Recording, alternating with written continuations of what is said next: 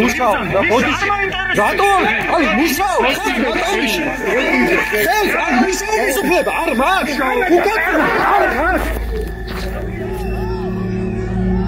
მე ვარ ჟურნალისტი გიორგი არობელიძე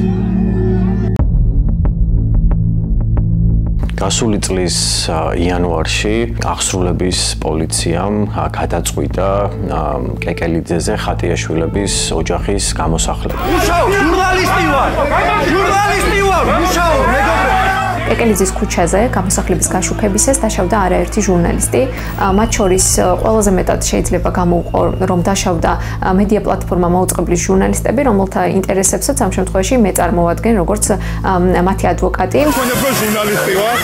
აიო, მოვიდა რამდენიმე ესე იგი ის პოლიციის წარმომადგენელი, ესე იგი მომკიდეს ხელი, აი ამ ლაივში ესე იგი ისმის მათ შორის ეს ჩემი შეძახილებიც რომ ესე იგი ჟურნალისტი ვარ, მაცადეთ მუშაობა. ძალადობა იყო როგორც ფსიქოლოგიური, ისე ფიზიკური ხასიათის, მათ შორის ბნელ კორიდორში თითოეულ მათგანი იყო ძალადობის მსხვერპლი, კერძოდ სამართალდამცავები უტყავდნენ ხელებს და ფეხებს და სიბნელეში ვერ მოხდა ამ კადრების დაფიქსირება. აი ამის გავლა მოუწია იქ ყველას, ხო, რა ვიცი, ჟურნალისტებსაც, ოჯახის წევრებსაც. პირველივე წუთებში, ესე იგი მე და ჩემი კოლეგებიც აღმოჩნდით, რა ვიცი, ზოგი, ესე იგი, რა ვიცი, ამ ასფალტზე ვეგდეთ და ზემოდან ეს აღსრულების პოლიციის თანამშრომლები გვადგნენ თავზე. მათ შორის ხელი შეუშალეს პროფესიულ საქმიანობაში გოგო ჟურნალისტებსაც, რომლებზეც ასევე ძალადობდნენ ფიზიკურად და იყო შემთხვევები, როდესაც ჩამოაგდეს გარკვეული სიმაღლიდან.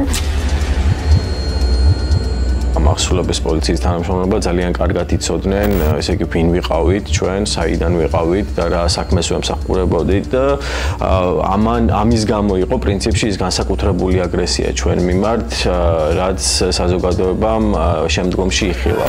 რატო? ვიღებ, რა გნება?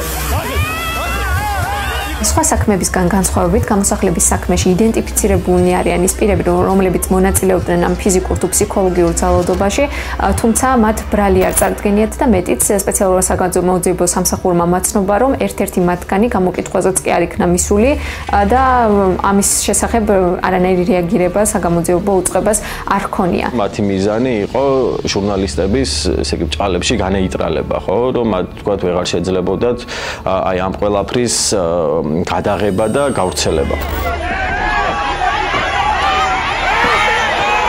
მიუხედავად იმისა, არიან თუ არა იდენტიფიცირებადი თავდასხმელები, მაინც არანაირი რეაგირება და ბრალის წაყენება არც ერთ შემთხვევაში არ მომხდარა.